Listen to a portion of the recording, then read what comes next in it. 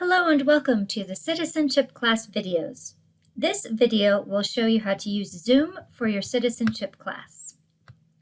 If you're using a computer or tablet, go to the internet to zoom.us.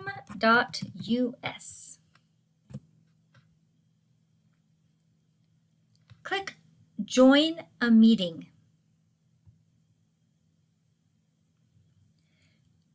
Enter the meeting ID.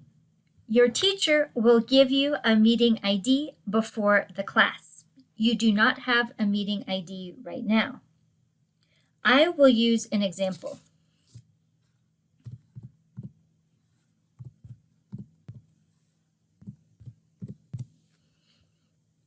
After you enter the meeting ID, click Join. Click Open Zoom Meetings.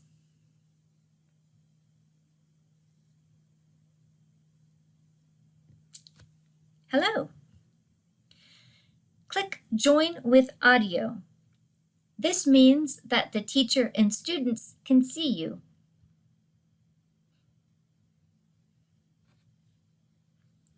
Next, click Join with Computer Audio.